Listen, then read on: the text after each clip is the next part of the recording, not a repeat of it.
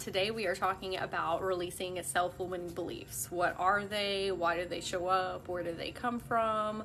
We're also going to be talking about how to stop negative thought loops, because sometimes we get in these anxious thoughts and then it picks up momentum and now we're catastrophizing and our frequency is just going downhill. And when you get forward momentum into negativity like that, sometimes it can be difficult to get out of it and then we spiral.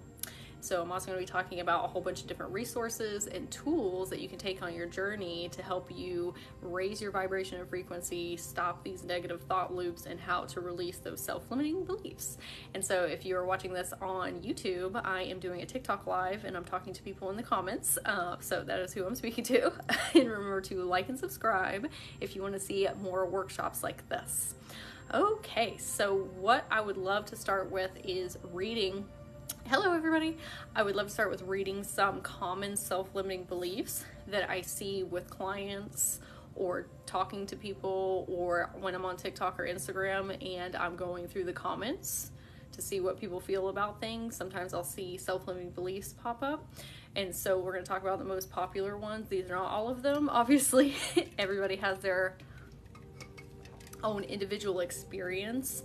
And so yours might look different from somebody else's, but showing all of these will help you realize it's not just you. There are so many people that experience these things, and there's levels to self-limiting beliefs, and we'll get into that further. So first is, I don't have enough time. This is where we are not practicing enough like self-love and self-care sometimes because you're like, I got a family to take care of, I got work, I got all these things. Or maybe you want to start a business, maybe you want to pick up a new skill or hobby. That was me in the past when I was like, I don't have enough time for that. But we all have 10 minutes a day that we can carve out for ourselves, or create for ourselves. We'll say create for ourselves. I think sometimes we get caught in this trap of, well, if I don't devote myself 24/7 to this thing, then it won't be successful, it won't be prosperous or abundant, or I won't stick to it.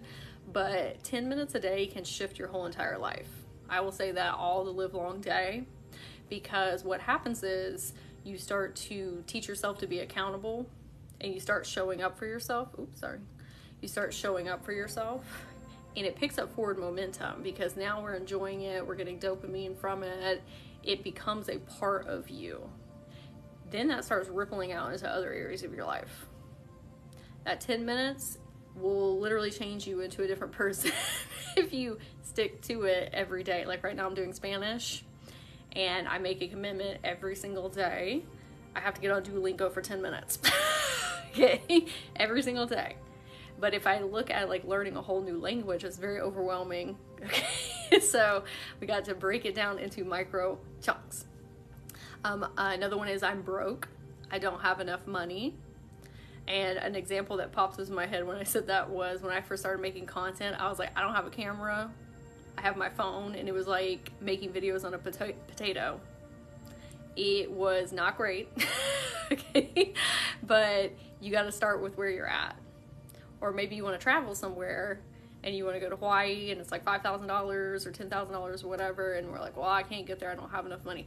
You probably have like $1 a week that you can put in a jar somewhere and start saving for that, because now we're telling the universe, I actually believe that I can get there. And now we're resetting our lenses to look for opportunities that weren't there before. So where can you start now? Right? So another one is, must be nice for them. I see that in the comments all the time somewhere, like when they're talking about being prosperous and abundant, or having this really awesome job, or traveling somewhere. Somebody or multiple people will type, wow, must be nice for you. That is defeatist behavior, and saying, couldn't be me, or you must be really lucky, or you came from, a really rich family, or whatever. We don't know what people's journeys are. We have no idea what they've been through or where they came from. So that's not fair to put projections onto them. And it's also not fair to undercut yourself and saying that could never be me. 10 minutes of positive self-talk every day. We love positive self-talk. I'm going to talk about some different tools for that as well, to help Because when you're in a really negative, low vibration, sometimes it's more difficult to positive self-talk. And so we'll get into that. But that's a great one. Or journaling for like 10 minutes. You could do that too. I need to do this before I can do that. I see this when I'm working with people sometimes is, well, I am not completely ready, and then it stops and hinders them. The thing about that is you're never going to be ready. Hey B, you're never going to be ready. It's never going to be perfect. What you do is you learn to grow and evolve along the way, and you figure it out along the way, but you can't let certain things stop you. Like when I first started my business, I didn't have the exact name that I wanted for my business, and I let that trip me up for a long time.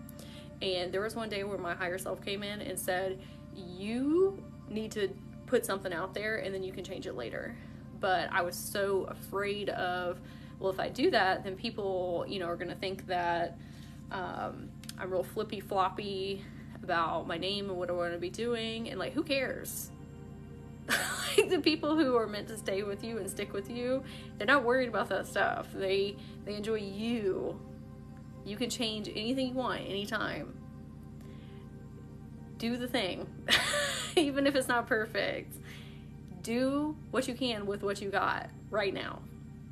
Because then we're picking up forward momentum and the universe starts aligning things for you and bringing you things like that.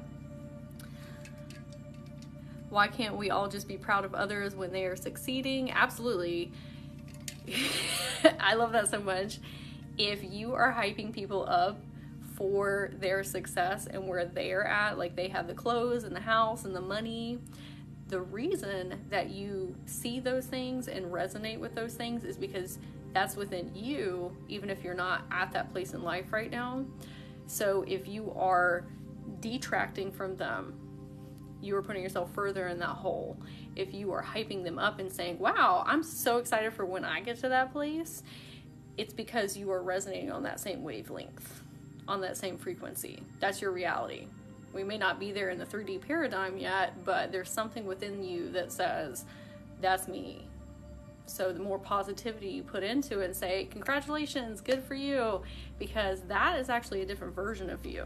Like if we take it all the way up to a cosmic level, and we're all source, you are me and I am you, we're all the same.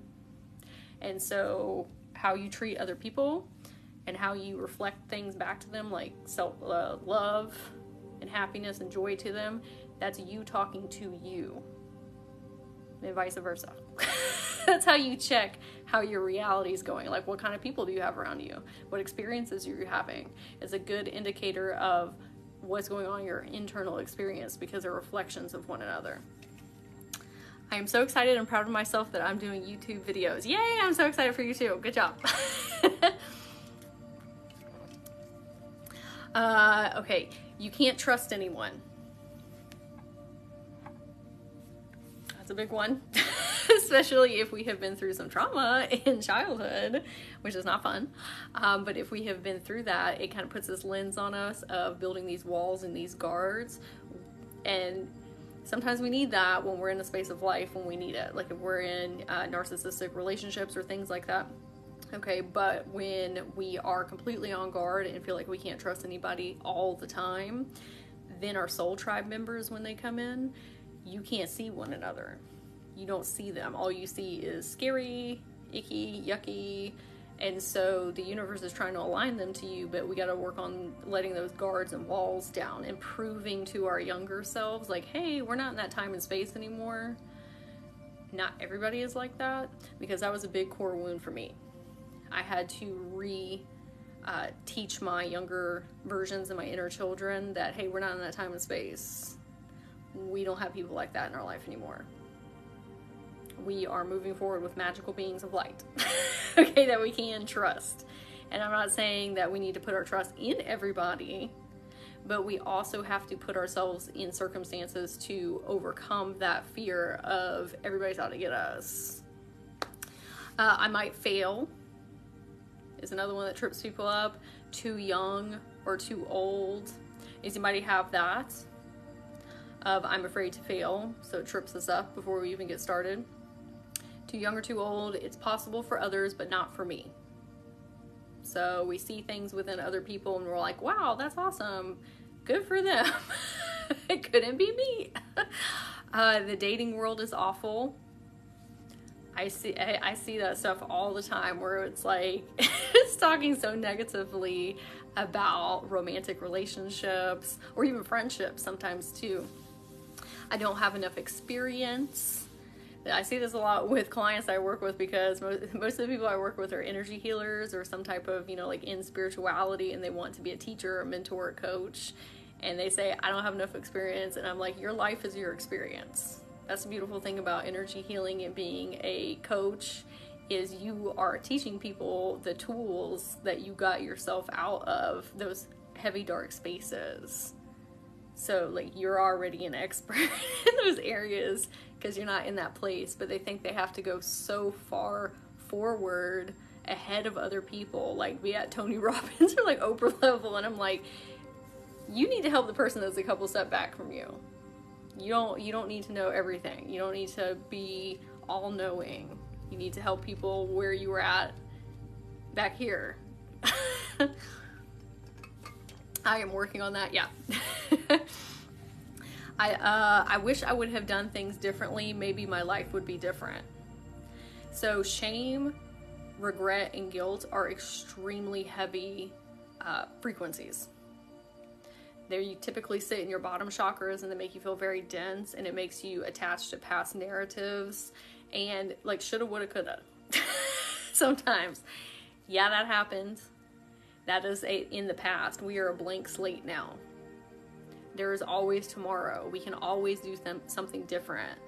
We can always work on these things. There's no reason that you have to keep attaching to those things in the past. That's past you. It's not a living, breathing experience anymore. It's a memory. But sometimes we're still living in those behavioral patterns and those cycles and those triggers because we keep thinking about all that stuff, which is especially difficult around family members sometimes because they often hold a specific narrative of us and version of us in their mind because they know the old us, especially if you're on a spiritual awakening journey. And they don't know what your internal experience is. Sometimes they don't know what your external experience is either. And so when you're around them, it snaps you back into those memories and PTSD if you had trauma or those old icky yucky emotions. Very easy to get snapped back.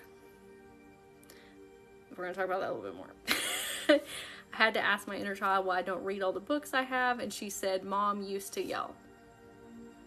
That's where we have things that are attached to the past. So we have to rewire and make it like a fun, magical experience for them and help them feel safe while we're doing that, because they're going into fight or flight when they're getting triggered. That's where we start to separate as the higher self. Okay, don't deserve to be happy or not worthy to be happy, especially when others are not. So this is you thinking that we have to get to some certain level before we can feel successful, before we can feel worthy of that amount of money to receive or that career or whatever that is. I understand that sometimes you have to have the education for things, but a lot of that is intrinsic. Do you feel deserving and worthy? And another thing I see with empaths and light workers is I don't feel like I can be happy if other people around me are not. And that is a people-pleasing tendency that comes from childhood, especially if you've had trauma. Because you being happy and thriving and abundant and prosperous is doing way more for your family and friends than you being down in the pit with them and trying to help them from there, because you just get stuck in the pit too. And sometimes we don't want to be boastful or talk about how happy we are or how well our life is going. And so we tend to match their frequency and start talking about how awful the world is and start complaining, or just don't express like how happy we are and what's going right. And so now we're just in this chaotic bubble together. We have to be okay with being happy. There's a difference between being up here and reaching your hand down and lifting somebody up to where you're at than you going down in the pit and being in there with them, because that's not helping either of you. It's hurting both of you. When you could just be up here and be helping people be happy and prosperous and abundant, just like you are. I am not special. Like, maybe you don't think that you have enough skills or talents or knowledge, or just like deep within you, you say, I'm just like everybody else, or there's nothing about me that sticks out or stands out. Who am I to do blank? That's a big one I see sometimes. It's like, who am I to teach other people? Who am I to guide others? Who am I to start a business? Are these resonating with anybody? Let me know in the comments here. People will judge me or not like me. That was a big one of mine before I started making content. Was, what are people gonna think? What if they don't like the things that I say? What if they tell me I'm dumb and stupid? What if they ridicule me? So something that I have learned along my way is good. I don't want anybody around. I want to be extremely polarizing. I used to be so deep in the people pleasing thing that I wasn't expressing myself authentically. I was trying to stay very neutral in all situations with everything and everybody. And what that did was made me lose myself and what I want out of life and what I enjoy and what I love and my wants and needs and desires. Now I try and be as polarizing as I possibly can, because you're not going to be everybody's cup of tea. Some people are going to love you and some people are going to hate you, and that's just how life is. And that's fine. The more that you lean into that and you say, well, I'm just not for everybody, the universe starts bringing you people that you are in alignment with. But if you're trying to toe this line of neutrality, then you have a whole bunch of stuff around you that's not in resonance or alignment. But when you really start leaning into who you are, everything shifts. I used to have so many people and experiences and things around me that was like real chaotic and icky and yucky. I didn't like my life at all. I was experiencing so much anxiety and depression and a whole myriad of other things. A lot of that was because I was doing that neutral game and so worried about other people's perceptions of me and if they like me. Now I'm like, I don't care. If you don't like me, that's fine. I'm not for everybody. We all hold different beliefs and values and perspectives and all these things. When I cut out the things that don't work for me, then it brings in so much more stuff that does. But a lot of us have this very, very, very deep internal fear of being alone because we have abandonment issues from childhood. And so we just take whatever we can get because it's better than nothing. It's better than being alone with our thoughts, alone with our emotions, alone with self. You have to love yourself more than anybody else. You have to rock with yourself harder than anybody else does. You have to be your best friend. You have to get to a point with your self-love, and I'm not saying this happens overnight because it's a long journey for me. You have to be okay with, if you were only with yourself, that would be fine. Like, you can sit in a room in silence with yourself and be fine. That is the point where we need to get to. Take out family, friends, soul tribe, all that stuff. I am happy with me. Because when you get to that point, we are at a new level in life of anything else that comes my way is great, but I am great where I am, existing. Everything else is a bonus and a plus. Then when you get to that point, the universe starts rolling the manifestations then, and your soul tribe, and all these beautiful life experiences and magic, because we've reset our homeostasis point to, I am great and love myself exactly where I am and who I am. And I'm not saying that happens overnight. It took me a while to get there. But we can't keep wrapping our validation up in other people's perceptions or what they think of us. What do you think about you? I can do everything myself. That's a self-limiting belief, because it's difficult to do things by yourself. Some of us are hyper independent because of trauma. We have had to be like so far in our masculine energy and say, I can do everything myself. and will do everything myself. And a lot of us do that, and then we get burnt out and overwhelmed, and it also creates guards and walls against people that are really good for us. And so let people help you. We are a community, a collective, and there's so many people out there that want to help you and support you, but you also have to give them that chance to do it. I don't know how to do it.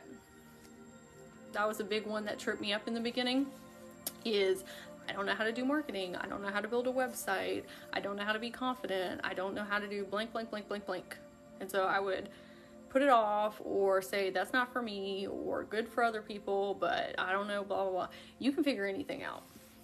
Now, there's certain specialty things that you need to go to like school for, like, you know, like a doctor, a lawyer, pass a bar exam, all that stuff. Yes. You can figure anything out if you spend a little bit of time on it every day. That is how I have progressed so far forward in my life, is not letting that trip me up and saying, I don't know how to do it now, but I will figure it out. When you have I can do it, I will figure it out, I will let nothing stop me, the universe and your spirit guides start aligning you with ways to figure it out, or the people that know how to do it already. Or you're scrolling on YouTube or TikTok and then all of a sudden you get more information about it. It starts rolling in as soon as you click over and you say, I don't know how to do it right now, but I will figure it out. And take the inspired action of doing it a little bit at a time. And maybe that just looks like you watching YouTube videos. Or reading articles. Or joining some workshops. You can figure it out. It's more about the I can do it attitude. Okay. That's where I'm at in life. I don't know what I want out of life besides helping others. We're going to talk about that more too, about how to hone in and compass figuring out what you want to do in life and who you want to be. So, what are your beliefs? This is one that trips people up, and me too in the beginning, because we don't want to look at our self-limiting beliefs. This is where numbing behaviors come in, and we get trapped in the cycle and the behavioral pattern because we're like, oh, I just don't want to think about that. I don't want to look at all of the things that are tripping me up and keeping me stuck. So when we do that, we're saying, I'll put it off till tomorrow. And tomorrow is a day that never comes. We keep on and keep on and keep on and keep on until we are in the day where we decide to look at it. So for me, when I was trying to work on my confidence and self-esteem, and like that was a huge one for me. I had a huge imposter syndrome and people pleasing. I had to sit down and take a look at all my self-limiting beliefs, because you cannot progress forward if you do not know where you're at already. So one time I was watching this money manifestation workshop, and the person was saying, you need to take all the income that you have brought in for the whole entire year, split it up into 12 months, and that is where your money mindset is. That is how much money your brain thinks that you are capable of receiving and making. And I was like, I don't want to do that because it's going to make me feel awful. And I put it off, and my higher self was like, okay, well, are we just going to keep on doing what we're doing and you just want to stay here where you're at in life, or are you actually going to do something about it? And that meant that I was going to have to look at all of my childhood trauma with my money mindset beliefs and work on that with them. It's work. Like, it is work to do this stuff in the beginning. But when you lay the foundation, this is where people get burnt out, because they say this is taking a long time. Once you lay the foundation, it's so easy to work through these things. And I'm not saying it's easy breezy. Like, I still go through periods where beliefs are, talking in my ear and all these things, but now I have the tools to work through them. And I know they're not true. Do they still come at me? Absolutely. But it's so much easier now than it was in the beginning, when I couldn't even sit in a room by myself with my thoughts and my emotions. Like, what is that? So we need to say, what are my self-limiting beliefs? And pick one area. You don't have to slam yourself in the face with it. Where do you want to progress in life? an area, maybe it's finances, your dating life, your career, your money, you know, pick one and say, what are all my self-limiting beliefs? Write them all down. Look at them. Because when you are aware of what they are, now we can move forward. But if we're not taking the time to analyze them and like, where is this coming from? Why am I feeling this way? You can't move forward. So we need to look at it. We also need to realize that our shadow self, these self-limiting beliefs, are actually our best friends. Love self-limiting beliefs. When I had this perspective shift, it changed everything. Because I realized the self-limiting beliefs were trying to keep me safe, because they're trying to keep you in comfortability. They're like, let's just keep doing what we've been doing because that's what we know. And if you don't have self-limiting beliefs, then you cannot grow. There's no backboard. Like, let's say that you want to make, let's say you're making $5,000 a month and you want to make $10,000 a month. You have to have self-limiting beliefs to push you forward out of comfortability and show you how you can move forward. Because if you just keep doing the same thing over and over and over again with the same behaviors, you'll just keep getting the same result. And so I like to look at my shadow self and those self-limiting beliefs as like this cartoon figure, like my inner children showed them to me. And I'll give you an example. So I was throwing a party for my inner children, telling them how excited I am for them and how successful we are and how good of a job we're doing. And they were like, can you look at that? And it was my shadow self, and he was like in this dark area, and they were scared of him. And I was like, hey, he's not scary. Okay, sometimes when we personify things, it helps us work through it, especially with like inner kids. Is that he's not scary. He's there to actually protect us. He's there to make sure that we stay safe, and he actually helps us grow. And when I said that to them, I made him kind of like a cartoon figure.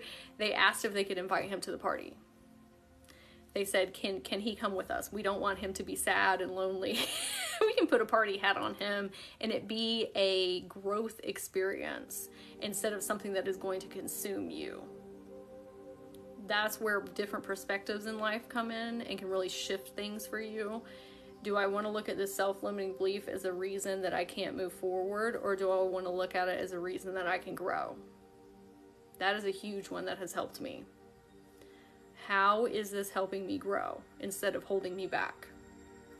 How can I integrate this shadow self and say, thank you so much, because you showing up means that I'm about to shift. Anytime that I have timeline shifted or quantum jumped into a new version of myself, I get slammed in the face with a whole bunch of self-limiting beliefs, because my inner kids are freaking out, my younger versions are freaking out, and they're like, don't do that, because we don't know what life is going to look like. That shadow self comes up, and I have to say, thank you for coming up, because that means I'm about to skyrocket into a new version of myself. That means life is about to be so much more awesome, because once I clear these out, this level of self-limiting beliefs, we are moving forward. Things are about to get so much better because those things are coming up. So if you can learn to integrate them and say, yay, and I'm not saying it's easy every time, because it trips me up when they hit me sometimes, and I have to remember, yay, great, love that for us. That means we're about to skyrocket. Does that make sense? Let me know in the comments because I want to make sure I'm conveying that clearly. Where are self-limiting beliefs coming from? Usually it's from inner child. Okay, yes, thank you. Usually it's from inner child. People-pleasing, feeling guilty and shameful, like all these things that we feel in adulthood usually come from childhood. If you can take that list of self-limiting beliefs and say, where is the first time that I remember feeling this way? Usually you can go pretty far back. These things work in layers. Like if you have been in narcissistic relationships as an adult, you not chose those people, but you got into those relationships because your parents were probably like that. So you emulated that same behavioral pattern. So we have to take these self-limiting beliefs, figure out, where did this come from? Ask yourself, why is this here? Why do I feel this way? Who said this to me? What did I experience that put this in my mental scape? Because people get so attached to their thoughts thinking that it is them. If you take a second and that voice that's whispering in your ear with all that icky yucky stuff, you say, is that my mom? Is that my dad? Is that a teacher? Is that somebody that in childhood said that to me? Then you start to detach from that voice and you realize, oh, wait a minute, that's not actually me talking to me. But we think it is because that's your voice in your head. It sounds like you, but it's not you.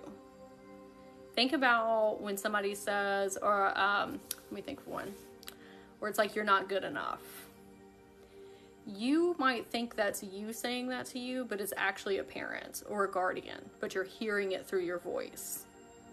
So if we take a second and say, who actually is that voice, it helps you detach and say, oh, this is not my fault. This is not me. This is somebody that said this to me and programmed me. When we start to detach from it like that, it makes it a lot easier to heal. People talking in your ear. I used to call that voice Betsy. Yeah, sometimes, I love that. Sometimes it's beneficial to give a voice to your self-limiting beliefs, because then you can, I used to do that. You can talk to it and say like, no, Betsy, that's a you problem. That doesn't have anything to do with me. Like, I don't know where you came from, but that is not me. It's easier when you personify things like that. Yes, I've been telling my shadow self that he is welcome to shift with me and it is safe. I love that. So asking ourselves where these things come from. I am going to run to the restroom really quick because I drank a bunch of water, and then I'll be back in a second. So I'm going to pause the live. BRB.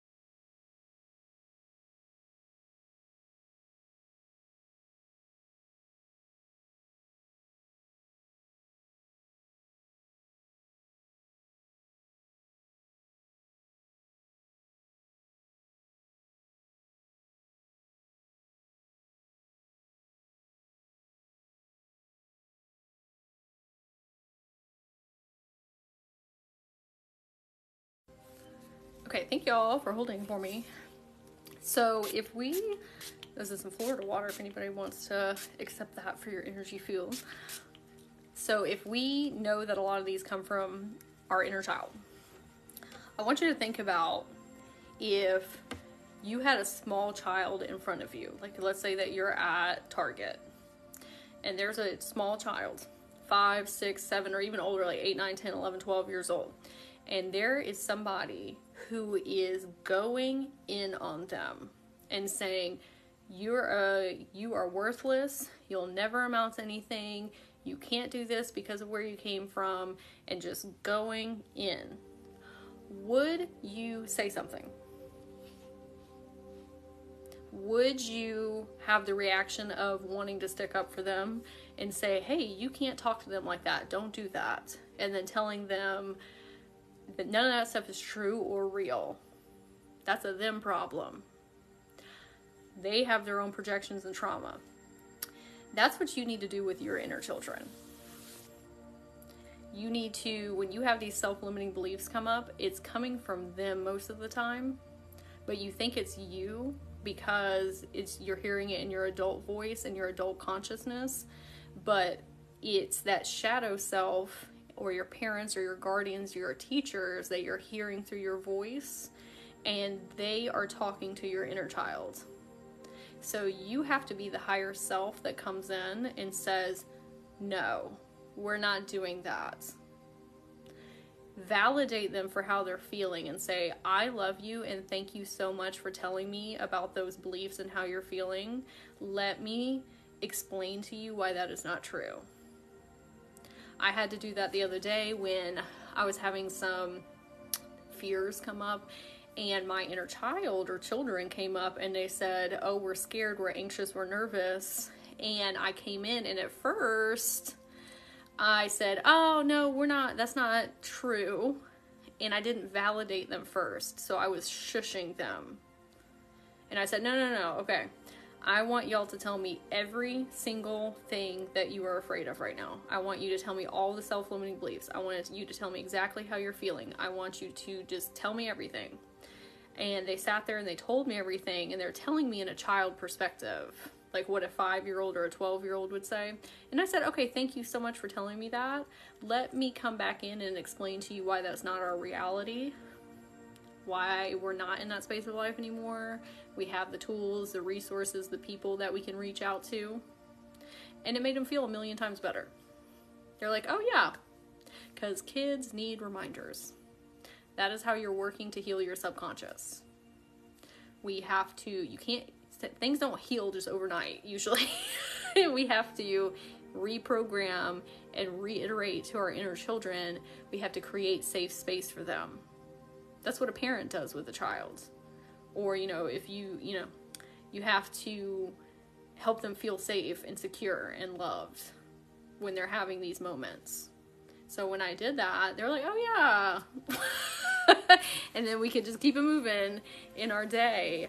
But if I just stuffed them down and told them to be quiet and that those self-limiting beliefs just aren't true and didn't take the time to really sit with them, then I'm kind of doing what was done to me.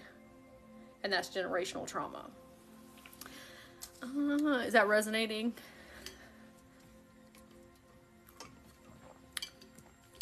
How your subconscious works. Those are the beliefs that you have about yourself, and how you see reality is in your subconscious.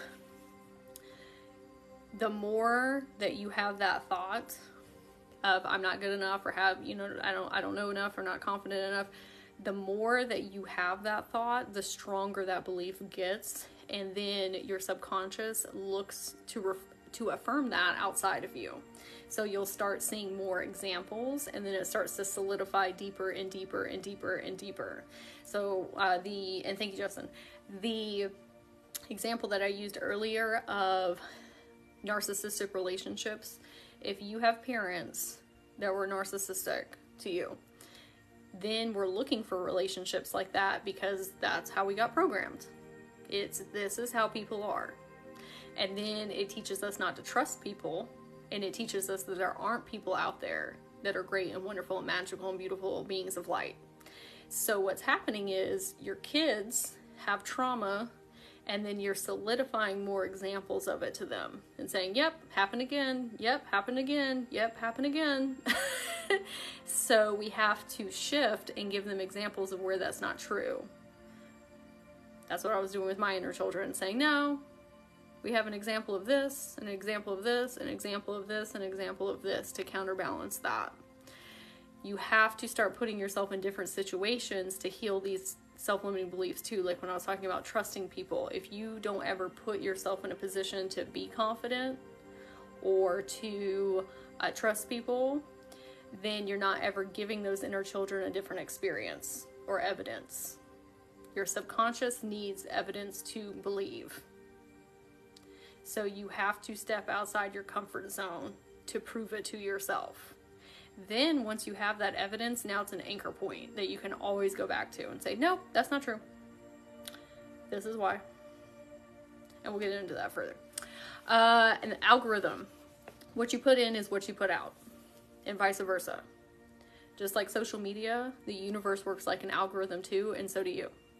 So if you are listening to things that make you feel awful, and people are talking about being broke and how awful the world is and how awful the dating scene is, then that's what you're going to see in your reality, because your subconscious is like, oh, you like that?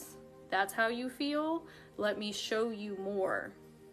It's like when we think about a yellow car and then we go out and we see a yellow car everywhere. Your subconscious is like, hey, we're paying attention to this. We like this. This is the energy we want. Here we go. So when I was younger, I used to love watching drama shows, and I'm not saying not to watch drama, right? Like, we're human. But I would watch very toxic drama things, and then I would see that reverberated out in my relationships with people, because my subconscious is like, oh, you like people who are very chaotic and drama. And so my brain was like looking for it. Or when I was watching things about people always talking about being broke, I was broke all the time.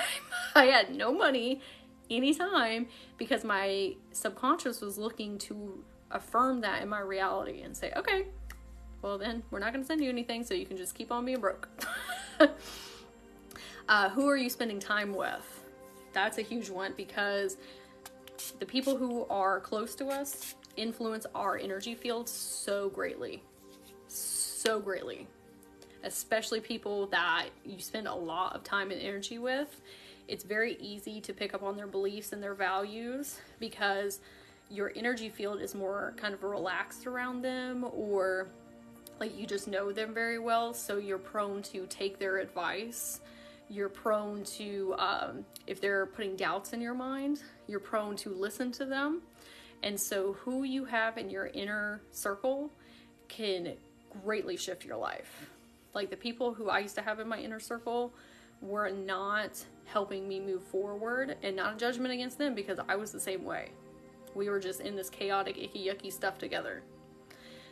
The only people that I have in my inner circle now, the people that I spend the most time with, are people who uplift me, and people who see my vision.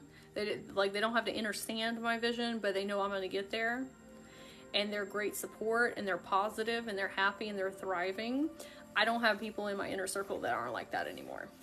Like, I have people that, you know, when I say this, sometimes people think it's like a judgment thing. You are the most important person in your life, and what and who you surround yourself with will shift you. So this is when people talk about, we got to find mentors, we got to find people to look up to, we got to be very mindful of what we're consuming, because it literally is an algorithm, right? So this is also, we do not need to be taking advice from people that are not living the life that we want to live. If you have somebody that's miserable and in negativity land and constantly complaining, why would you take advice from them? Why would you let them influence you? Like what? Because and I'm not saying that everybody, you know, is where they want to be in life. We're always working and growing, but there are some people who thrive off of chaos and negativity, and they want to eat your energy as a light worker. And if you let them, they will. People treat you however you let them treat you. And so are you going to have people around you that are helping you grow and evolve and are having deep conversations and are raising your consciousness, and you're doing the same for them? That's great, because now we're all moving forward together. But if you have people around you that are drama-filled, complaining, all this stuff, you're going to get pulled down into it. It just happens. Because we like to do this thing where we tribe together. So if you have a whole bunch of people that are complaining icky, yucky drama, you are typically going to swing in that direction because you want to feel like you're in the in group. I don't want them to feel bad about themselves if I'm talking about how awesome my life is going, or yeah, let me seem relatable, so I'll start complaining too, so we have something to talk about. I have to still catch myself with that too. If somebody's doing that, I'm like, wow, I'm sorry you're going through that. And I do not dig in with them about it, because there's a difference between somebody who wants to work on something and actually wants your advice and support and is actually going to do something with it. And then there's another type of person that wants you to band-aid it for them. That's the type of person that keeps talking to you about the same thing over and over and over and over and over again, but they're not actually doing anything about it. So they are eating your energy temporarily, but you're letting them do it. That's a hard truth that I had to learn, is I was allowing that to happen. you have to say, wow, I'm so sorry you're going through that. It's not your job to be everybody's healer or teacher or guide. It's just simply not your job. You only have so much time and energy throughout your day. And so are you going to utilize that with people who like are lifting you up and supporting you? Or are you going to spend it on people that are just complaining to be complaining? Are you allowing people to be in your life like that? Because if you do, they're influencing your energy field and you are mimicking those behaviors, because that's what we do as a society. We mimic things. We want to be in the in group. We want to be relatable. And so what are you doing with your time and energy? It is draining. It is very draining, but we have to say, I'm not doing that and not participate in it. Okay. Be very mindful about who you're sharing your dreams and your goals with, because people have their own set of trauma and self-limiting beliefs and their own perceptual lenses. So if you are sharing your dreams and goals with somebody, and you can, if you're an empath and a light worker, you can feel when somebody has doubt. You can feel when somebody is thinking like, oh, okay. And even if they don't say those things, you feel it, and sometimes then you let it overtake you. When that person is probably not in a space where they can even conceive a life for themselves at that capacity of what you're going after. Like for me, like when I started dyeing my hair different colors and like pop colors, I live like in a very conservative, like southern town, and I could feel people's stuff and saying like, oh, you'll never be successful if you know, as a coach or energy healer or whatever, not energy healer then, but coach, if you have this, or you look like a child, or blah, blah, you know, all this stuff, blah, blah, blah, blah, blah. What they didn't see, which they don't understand, and it's not their fault, okay, is me having colored hair helps people feel more comfortable in my profession. It helps them feel seen and heard and validated, and like, oh, there is somebody successful that can look like outside of the norm. It gives like fairy, magical, wonderful vibes. Like there's so many benefits to the reason that I color my hair, and it makes me happy, right? Like at the end of the day, like take all that out of it. It just makes me happy, but they aren't in my realm. They are not living my life. If I let them dictate my feelings and emotions and why I do things, then I'm not going to be living an authentic life and what's best for me and most aligned. They don't know all that stuff. One time I was at a gas station, and this older gentleman, he was like in his 70s, he looked at me and he was like, why would you do that with your hair? It's when it was blue. And he said, why would you do that? And I could tell within him, like I could feel it. He was just like hippie, you know, whatever. And I told him, I was like, oh, it makes me really happy and it makes other people happy. And blue is actually a color that's very calming and relaxing, and it helps invite people in, and little kids love it. And he was like, you know what? It is very calming and relaxing. He was like, I get it. He was like, you invited me in. Like, I had that conversation with you just now. And I said, exactly. And I could see something click in his mind where he was like, oh, all people with colored hair aren't blank. That's how you do perspective shifts and raise collective consciousness, when you stand strong in yourself and help people shift their perspectives like that. But remember, people don't see your vision and your dreams like you do. They don't get it because they're not you. Now, I have some people in my life that are extremely supportive, and even if they don't understand it on the depths that I do, they say, yeah, you're going to do that. I 1000% believe in you. Then I've talked to other people where they're like, okay. And those type of people start overlaying on your subconscious and then you start having those doubts. If they're not living in the reality or frequency or wavelength that you want to be in, don't take advice from those people. Because like they would be there, right? Especially hard for neurodivergent, because I love to relate and share stories to relate. Yeah, absolutely. I do too. I love talking to people about what's your story, this is my story, blah, blah, blah, blah, blah. But as soon as it starts to go negative, I'm sorry you're going through that, and I stop. You have to catch yourself. Nope, not gonna do that. If somebody's talking about being broke, that was me in the past, that's not me now. I'm not gonna go there with you. Are you being solution-based oriented, or are you not? If it's a solution-based oriented conversation, I would love to talk to you about tools and tricks to be more prosperous and abundant. But if you want me to just go down negativity land with you, I'm not gonna do it. Missy Brittany said, oh yeah, I saw your message, Cassie. I'm gonna get back to you later. And hey, okay, so we have to flood our mind and reset our algorithm. Like I talked about before, what you put into your mind is what you will see outside of you. So when I was working on my confidence, self-esteem to start this business, or just become a more confident version of myself, I had to flood my mind constantly with watching YouTube videos about confidence and self-esteem, learning about imposter syndrome and people pleasing, how to do energy healing. Like, I went so far down those rabbit holes, and those are the only things that I listened to. If I had, hey Storm, hey, if I had negative stuff come up on my social media, swipe, not listening to that. I am only listening to things that help me grow and are positive.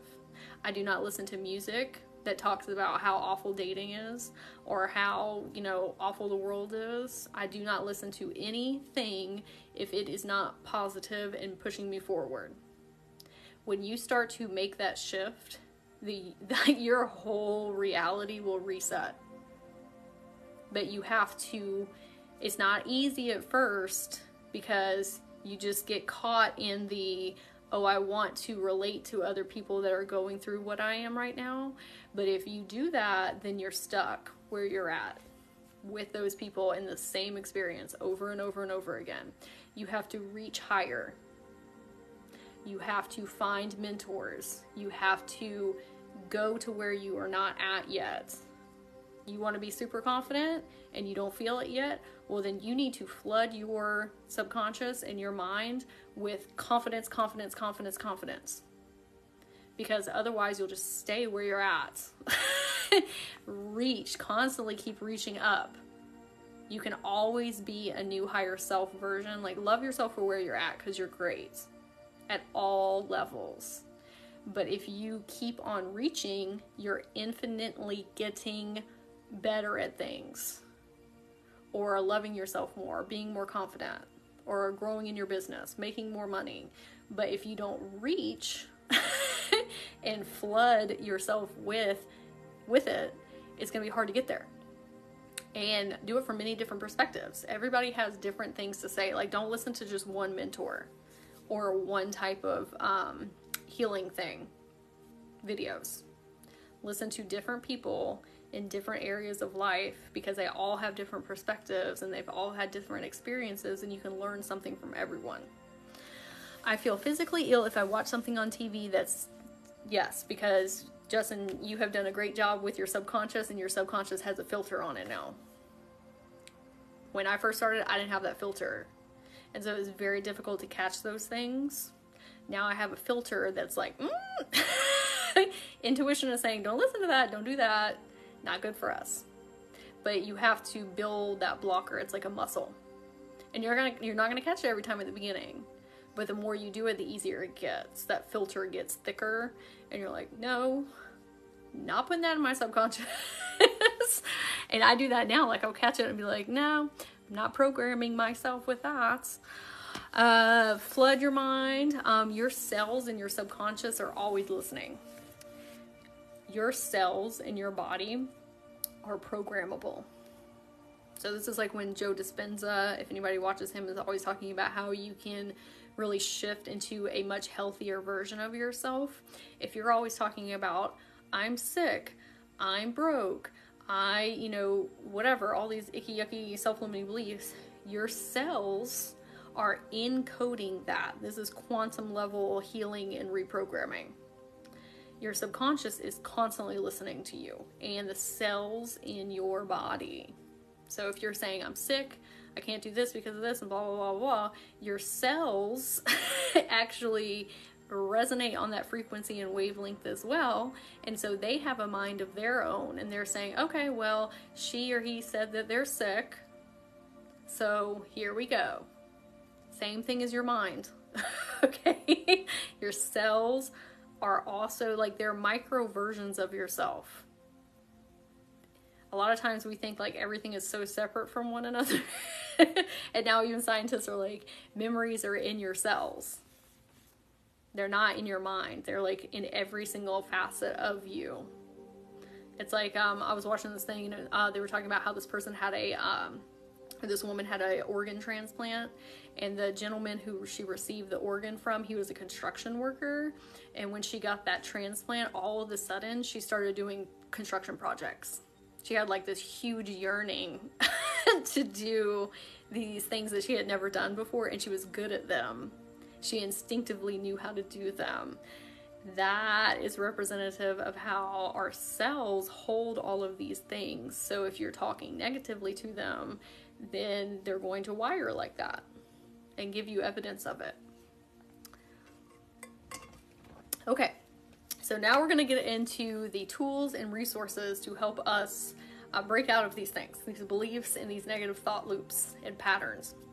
And so before we get into that, I wanted to say, if you're watching this for my people on YouTube, or if you're here live, and it is January, the year of 2023, I'm going to be hosting a 3-day live masterclass coming up, and we are going to be diving deep into manifesting more money and magic into your life. This is how you heal your inner children, align your chakras, how to create financial peace and bring more money in. Okay, and it's also how to work with your emotions to manifest on a much more powerful level. And so if you want to participate or sign up, you can go to the description down here below, and there's a link, or if you're here live, you can go to my bio and click and register there, and I would love to have you. It's gonna be super fun. Okay, and it's gonna be live, so you can ask questions and do all those fun things. I'm gonna run to the restroom, and then I will be right back, so I'm gonna pause this.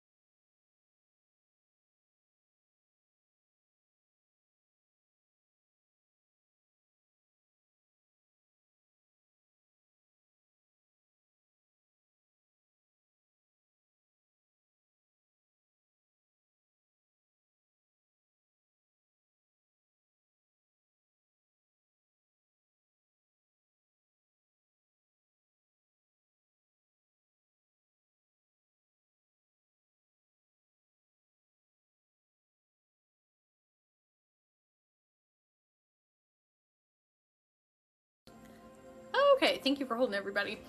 So we are going to get into these tools and resources here. So when you are sitting at a very low vibration and frequency, it is sometimes difficult to go to a higher one because it's such a big frequency jump. And so when I was working on self-confidence and self-esteem, that was a really difficult one for me because I did not love myself, and I would always talk down to myself, and I experienced a lot of trauma in childhood that skewed my perception of reality and me. Not my fault, it just happened, and that's a lot of us. But it's our responsibility to heal it. Okay, so it was too big of a jump for me to go to I don't like myself to I am confident. My brain would not believe that. And that's what trips us up sometimes, is we're trying to make that frequency jump and it's too big. And so what I started doing, it was saying I am working on. Your brain can believe that a little bit more because you can continuously work on things, always work on things, right? We can always heal at deeper levels. So let's think of a self-limiting belief that you have right now. Just take a second. What is something that you either believe about yourself or your reality, something that you can't do or you're not capable of? And instead of saying I am, we're going to say I am working on that. I'm working on being more confident. I'm working on making more money. I'm working on my dream career. I'm working on the best version of myself. I'm working on being healthier. That's a little easier for you to take into your subconscious than I am, if you were real low in that frequency. If you can keep doing that, there eventually becomes a time where you believe it. You say, yeah, I've been working on that. I am a confident person. That's how I jumped from not liking myself at all to I am a confident person. If you had met me 4 or 5 years ago, I would never think that I would be doing the things that I'm doing now, because I did not have the confidence to do them. But I kept on saying, I'm working on. And I will tell you, if somebody asked me, are you confident? I would say, I'm one of the most confident people there are. So I shifted though by not trying to force myself to believe something that was out of my realm of capability. So I challenge you to do that with whatever self-limiting beliefs you're having. I am working on. And then eventually it becomes I am. Some of them are easier than others. Why am I? So your subconscious works like a computer. It's constantly running in the background. It's always working on stuff. And so when I was working on a lot of self-limiting beliefs, I would say, why am I so confident? Why am I making so much money? Why is everything always working out for me? Because when you give your subconscious a why question, it will try and work it out like a problem, like an algebraic problem. Why am I so healthy? Why am I so abundant? Why do I experience so much magic? Why do I feel so at peace? Why do I have soul-aligned relationships in my life? Write them down. Get out a sheet of paper and write down 20 why I am statements and see the kind of shifts that you have in your reality. Because your subconscious starts saying, oh, okay, let me show you evidence of that. Why I am statements completely shifted my energy. When I realized that about my brain, I'm a very problem-based person. Like, I love figuring things out. I love challenges, especially, you know, if you're that type of person and you give your subconscious, especially right before you fall asleep, a why am I question, it kicks it into high gear to prove it to you. Try it. It is amazing. Pick one. Don't do all of them, because then we get overwhelmed. Pick one. Why do I have really great conversations with people? Keep saying that to yourself for a week and see the difference it makes. Why do I find money? Say that to yourself for a week. You're gonna find some money. Like, it will work it out for you. You also have to put yourself in situations that you're gonna be uncomfortable. I could not become a more confident person if I didn't put myself in situations to become more confident. Like, I wanted to be, you know, a life coach, energy healer, and that meant me having to make content. And I hated the way I looked and the way that I sounded. And I felt like I didn't have enough to say, or I wasn't good enough, or not deserving, or who am I, and all these things. But I couldn't overcome those things until I put myself in a situation. Or like one time I wanted to go to a yoga class, and I was going by myself to this trap yoga class, okay, and I still had a fear of doing things by myself because I had social anxiety, and I said, you know what, I am working on my confidence, and future me would go to that class. They would do it anyway. And I went, and it was one of the greatest times I've had in my life. Like, it was so fun. Like, I really was able to, like, let go, and all that catastrophizing and all that nervousness was something that I was creating in my mind. Trying to keep myself in comfortability and keep myself safe. From like, oh, don't push it, don't push yourself, don't push yourself, don't push yourself. And after I did it, I felt so accomplished afterwards. I was like, yes. Like, I am a confident person because I'm pushing myself outside of this box. So you need to ask yourself, where am I headed? What is my self-limiting belief? What is the opposite of that I want? What can I do to prove to myself that I can make that jump?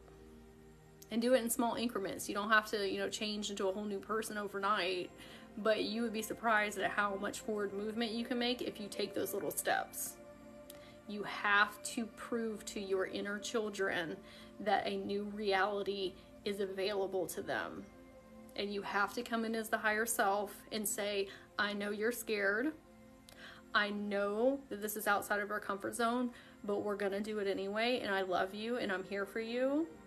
And we'll talk about it after we do it, but you're gonna feel awesome after we do it. But I know it's gonna be scary. You have to override their fears and be the higher self. Okay, future you, talking about higher self. Oh, before I get into that, so when I work with clients one-on-one, like when we're doing coaching together, or like individuals, like whatever, okay? I tell them beforehand, hey, if you want to make these huge reality shifts in your life and you want to work with me, I'm just letting you know beforehand that you're going to get slammed in the face with a whole bunch of challenges, because you cannot grow without challenges. So you want to become a new version and have a new reality. Well, that means that the universe is going to bring all of these things to help you shift. And if you hold the perspective of, wow, I must be going backwards and this sucks, then that's what will happen. But if you hold the perspective of, oh, this is my opportunity to grow, this is my shift moment, then you will launch forward. But you got to be prepared. If you tell the universe, I want a different life and I want to change and I want to be a different version, they are going to bring you experiences where you have to push through it. So like when I wanted to work on my people pleasing and boundaries, the only way that I could work through that was the universe aligning me with people that pushed my boundaries. The old me, love her, love old Brittany, would just not hold boundaries and just let people do whatever. Higher self, new Brittany, had to hold the boundaries. But I had to thank myself, universe, for sending me those things so that I could grow into a new person. But if I looked at it as like, oh, the universe hates me, then you're missing the whole point. Hey, Kate, hey. So just know that when you say, I am ready to clear this out, then a lesson is coming with it. And sometimes it's easier to look in the perspective of higher self to your inner children or younger versions and help them work through it. Because now we're looking at it objectively of like, nope, that's not us anymore. We're actually in a new reality. Let me show y'all how we get there. I have to do that all the time with my inner children and younger selves. I have to say, hey, listen, we are not going to do the same thing that we've been doing. Sorry. We are going to have to do things different to have different results and different outcomes. And I know you're scared. It's going to be all right. You're going to have to trust me like we've always done. I keep telling my inner children, you're going to have to trust me. I did that the other day. Like, I had this huge thing come in for me, and my inner children were freaking out because we were about to shift. And I said, I know you're scared. I know you're upset, but you're going to have to trust me like we've always done. And then we're going to shift, and then it's going to be awesome, and then we're going to celebrate. And then they were like, okay. And then the huge manifestation came in, and I was like, see? All you got to do is trust that I have got you. I've got you. That's what we need to keep telling our inner children. And we need to prove to them that there's a new reality available. Future you. It's very important to know where you're headed. If you don't know where you're headed, then you get lost. Who are you a year from now? Who are you 3 months from now, 6 months from now, a year from now? Because we all have these big giant goals up here. Be a millionaire, travel around the world, all this stuff. But if you don't know who you are a year from now, it's very hard to keep motivated towards those bigger ones. How are they showing up? How is you a year from now? What kind of thoughts are they having? What beliefs are they having? What actions are they taking? That's how you shift. That's how you quantum jump. That's how you quantum leap, timeline shift. Who is that? Who am I embodying? What emotions are they feeling? If you don't know who that version of you is, it's like, what are we even working towards? What are we doing here? You have to have a clear picture. And now, can those things shift and change? Of course. What you think that you're resonating with right now, and what maybe you aren't 9 months from now or 6 months from now, but at least you have something to work towards. And that's how you get to the bigger ones. Because the way that higher selves work there's many different layers of higher selves. You shift into this one, then you get a whole bunch of new self-limiting beliefs that help you grow into the next one. And then you shift, and then you keep doing that, and you level up that way. Stop looking 20 years down the road, and it's good to do that. Have micro or macro goals, but also it's just as important to have micro goals of where am I headed right this second. Your younger versions, your inner children, you are the higher self to them at that time. Like, you right now are their higher self. When they were younger, like, you were who they were looking up to. Like, when I was 8, 9, 12 years old and I said, I want to help people for a living and own a business, I had all of these versions of myself in between that I kept on working towards. Like, okay, we're going to be this person now. We're going to be this person now. We're going to be this person now. We're going to be this person now, while I still held this big version of myself. Now, did that shift? Yeah. I did not become a clinical psychologist like I thought I was going to. I became a spiritual coach and energy healer, but leave room for things to shift, but micro and macro. And you have to talk to your inner children as the higher self now, and that helps you shift. Help them with their self-limiting beliefs. It's not yours, it's theirs. Stuff that they heard from parents or guardians or teachers or their friends or whatever, that's coming from them. So you be the higher self and help them work through it. Oh, y'all aren't feeling confident? Okay, let me show you how we can be more confident as the higher self. That's how you shift into the next version of you. Okay, so when we're going down negative thought holes, rabbit holes, and we're catastrophizing, we need to stop that momentum downwards. Because once momentum can go positive or negative. We can start, if you were catastrophizing, and I do this too sometimes, catastrophizing and thinking about the worst case scenario, and then the self-limiting beliefs start rolling in, and now all of a sudden we're just like in this horrible, horrible day. The more you go down that track, the worse it gets. We have to stop the momentum. And I'm not saying that you won't still have like a sad or bad day, okay? But it won't be as bad. So what can we do to do that? So you're two up here. You are in your mental scape, and you are lost in the sauce up here. So what do we need to do? We need to be present in our physical body so we can activate our 5 senses. So if we are spiraling, we can go run your hands under cold water all the way up to your wrists, like up here, because it resets your central nervous system, your fight or flight. It runs it up through your body and it shocks you. It gets you out of the spiral. As cold as you can get it. You can even get ice cubes and put it on your wrist right here. It helps calm down your pulse. And it gives you just enough time to snap out of that thing that you're in. Because I've been there too, where like that train is moving and it is hard to stop. I swear you look like a fairy, almost like Wanda from Fairly Odd Parents. Oh, that made me so happy to hear. Thank you. We love Wanda. We got Wanda and Cosmo here. So putting your hands in cold water. You can go step outside. It's wintertime for a lot of us right now. That shock of the coldness can snap you out very quickly. Getting in a cold shower, I've done that before, snaps you out of it. If we're smelling something, like if you're in the store, like let's say you're in Walmart and we're getting very anxious, go to the candle aisle and smell something like a candle or perfume or something. It just snaps you out enough to stop.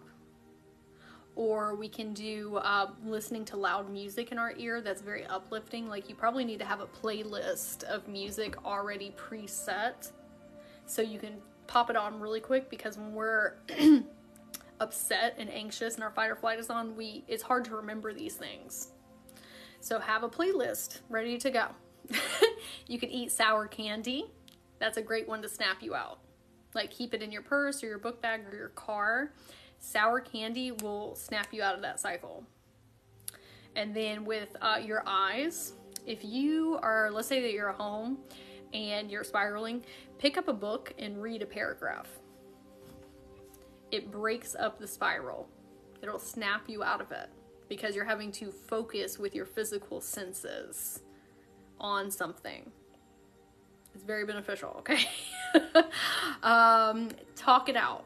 So when I have, or when I'm working with clients, I tell them, hey, sometimes it's really beneficial to do a voice note to yourself, and I'll create that space for them. They can voice note me, and I say, I want you to spew everything that you're feeling and thinking out into this voice note, and then I want you to listen to it back. I had a therapist of mine tell me that one time, and I didn't really understand at that time, but now I do. You are becoming the higher self when you do that and looking at it objectively. And sometimes you're like, okay, I'm going a little too catastrophizing. It lets you look at yourself objectively and say, okay, that stuff's probably not going to happen, and it's probably not true, and I'm probably just being a little dramatic right now. And I'm not saying all situations are like that, but sometimes we're just going down this huge negativity land because we're in that forward momentum. But if you take a pause and snap back for a minute, you can say, okay, we're doing a little too much. It also helps get that energy out of you, because it's growing and growing and growing and growing and growing. But when you just spew it out, even to yourself, you feel so much better afterwards. I have a friend, me and her do that sometimes. I'll say, hey, I'm about to voice note you and dump. And we both know it's not for the other person to listen to, or if we want them to, we'll say, hey, you can listen to this. Okay? It's more about having a safe space to do that self-reflection activity in. It's so beneficial. You are literally taking all of that anxious anxiety out of your body by just saying everything unfiltered. If you're talking to somebody else, like a friend or a family member, you're having to filter and not really say all the things that you feel. So there's still pieces of you that is just sitting in there ruminating. Say it to yourself. Record yourself. And then if you want to like take it to another level, listen to it back. That's also very beneficial for your self-confidence and self-esteem, because then you start matching up what you sound like in your mind to outside of you. That's one of the ways I learned to fall in love with my voice instead of hating it. But it's called talk therapy. Examples of how it's not true. So your subconscious works with evidence-based things. You can tell it things all the live long day, and that's going to take an extremely long time for you to believe, or you can just show it evidence of where something's not true. So if you say, I'm not a confident person, you have that self-limiting belief running, where have you been confident in your life? Even if it's one time, for a brief second. We need to stop the spiral by saying, no, that's not true because of this. Or money. Like, oh, I have to work really hard for my money, and money doesn't, just come out of nowhere. I tell my subconscious that's not true because I find money all the time. People gift me money, people donate money, I find money on the grounds. Rich people aren't working ridiculously hard. They are having more of an easy breezy life. Okay, so you don't have to work super hard for your money all the time. Okay, we can allocate that to people. There's just so many different things that you can back up evidence to. Health. Maybe you're not healthy right now, but has there been a time in your life where you were healthy? Okay, well then you're capable of it. Travel. Maybe you say, oh, I want to go to Hawaii and I don't have the money for it, so I'm not able to. Have you traveled somewhere in your life before? Then you are capable of it. And you need to tell your subconscious that. Like, no, we went to Florida. We went to Michigan. We went to wherever. I'm capable of it again. Show your subconscious evidence, because it's like, oh yeah, then that's not true. Then we will clear that out. It is just looking to reaffirm your reality. So if you give it evidence of how your reality is, it will clear the self-limiting belief out. Successful. I cannot be successful because of blank, blank, blank, blank, blank, or I don't have enough evidence, or, not evidence, I don't know enough, like all this stuff. Where is the time you have been successful in life? One time. That's all you need. That's your anchor point. You can always go back to that and say, nope, self-limiting belief, that's not true. Or with your inner children, when they're freaking out and they're giving you all this stuff and telling you how scared they are and blah, blah, blah, give them evidence of how you have already cleared this thing out. No, we are confident. Remember that time? Oh no, money does find its way to us. Remember that time? And sometimes you got to sit down and do this. You got to write out a list. That's what I'm saying. You need to know what your self-limiting beliefs are. You cannot push them under the rug and not look at them. You need to write out a list of all your self-limiting beliefs so you know where you're sitting, what your homeostasis is. Write out a list of all the evidence of how those things are simply not true. And realize that those voices that you hear in your head are actually your parents and guardians and teachers and the people that programmed you, because you weren't born that way. There's no baby that's born with self-limiting beliefs. They are programmed, or reality skewed them. You too. You are a blank slate. Okay, so those beliefs came from somewhere. They are not you at an intrinsic level. It came from somewhere. So the more we look at that and say, why am I having this? Where did this come from? Then we can start to release the grip it has on us. Okay, so this is something that has been a game changer for me. So when we are experiencing sadness, stress, anxiety, fatigue, fear, it's very difficult to remember what fun is. It's like, what is that?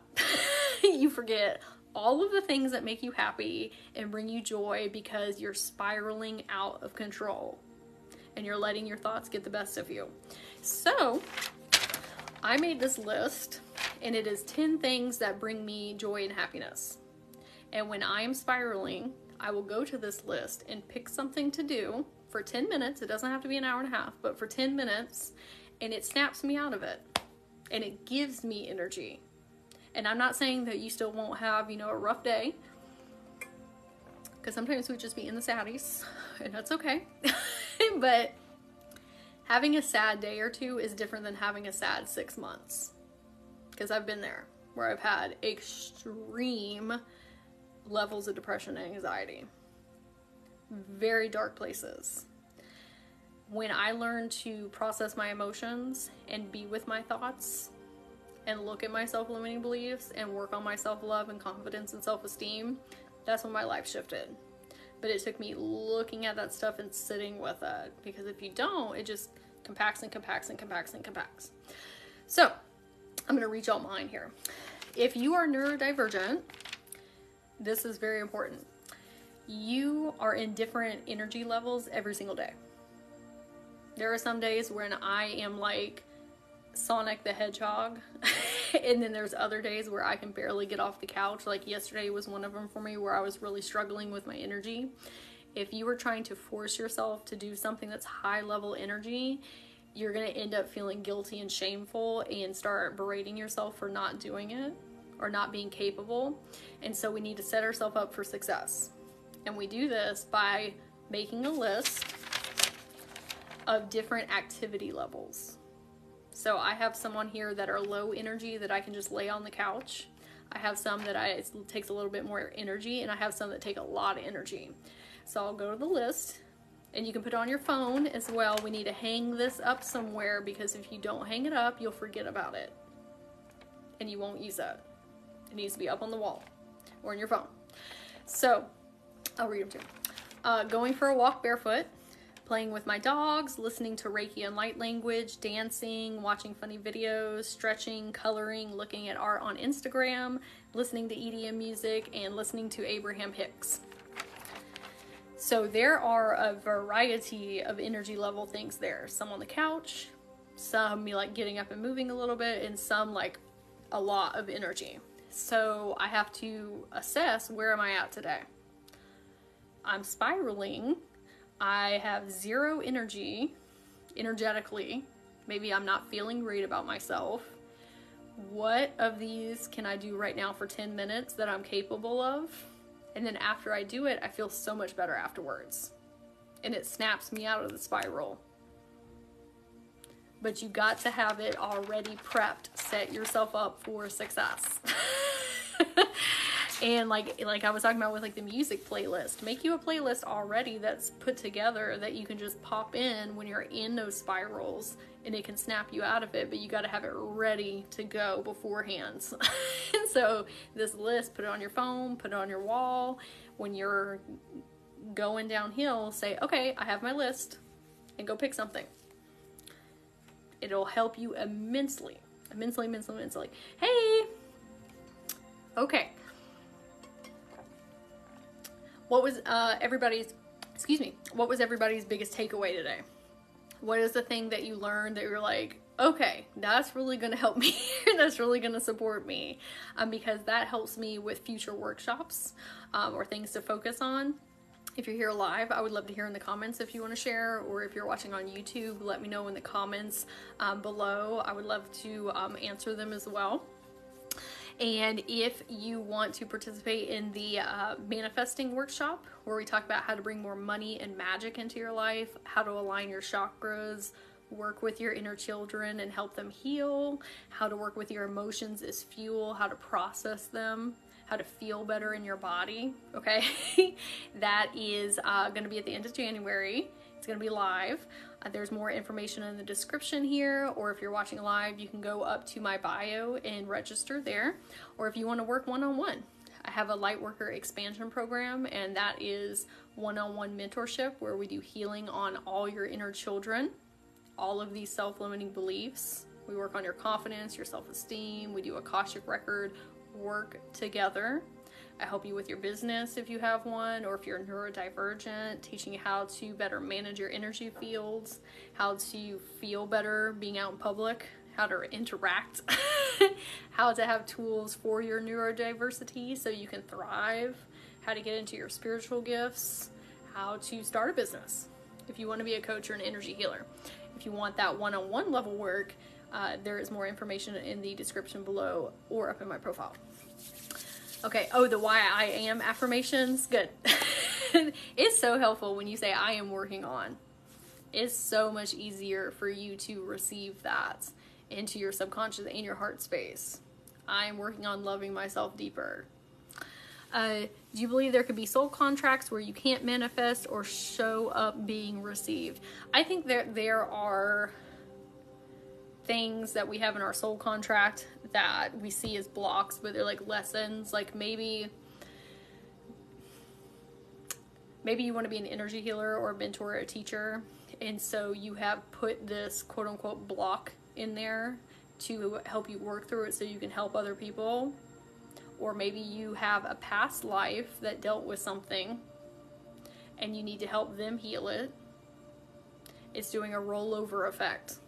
Like I do that with people sometimes, of a past version, past life has made a contract or a vow and saying like, I will never do blank.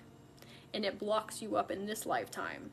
But it's not really a block because your oversoul, the one that's in charge of all the incarnations and all the soul contracts and everything, they want you to go back in and help them heal so you can become a new, more expanded, multi-dimensional version of yourself.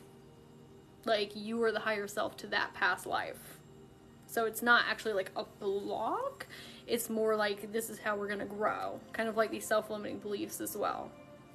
Do I think that you as the higher self or the oversoul can put something in your soul contract that seems like a block? Yes. I actually don't think there's any blocks. I don't think there are any blocks for anybody. I don't believe in blocks. I used to use that word sometimes because it's like a key word for people. There are no blocks. That is a very certain perspective that is limiting. I see blocks as growth opportunities. That's it. You can only go up. No blocks. When you say that you have blocks, that's a block. I used to say that all the time. I used to say I have money blocks. I do not say that anymore. I don't even watch videos talking about money blocks because I don't have them. I have growth opportunities. Now, did we experience things in childhood, trauma, that have shifted how we interact with our reality in the world that we can work on? Absolutely. But those aren't blocks. They're things to heal, but they're not blocks. There's nothing blocking you. It is an opportunity to grow. I agree. That's why I don't see it there, but there's something because of how long it's been. Yeah, it's like there's things that we can heal at deeper levels, for sure. Or as the oversoul, higher self, we've put block there so you can become a more expanded version of yourself or help somebody else with something else. But it's nothing like impeding you. It's more something to just have a different perspective or heal on or backboard spring off of. If it makes sense. Okay. So thank you everybody for coming to this workshop today. I had a lot of fun and enjoyed this. It'll be up on YouTube if you want to watch it. If you want to sign up for the masterclass, again, there's a link in my bio or down here in the description, or if you want to work one-on-one, there's different ways we can do that. And thank you. Coming together in these groups together is how we raise collective consciousness. It helps keep me on track in my life because I'm hearing everything I need to stay on top of. And you're coming together to help shift things in your life and shift things in the people's lives that are around you as well. So I'm always very honored and grateful when you come here to this space with me, so we can do that together and help grow and thrive. Okay. All right, everybody. I hope you have a wonderful day, and I will see you next time. Bye.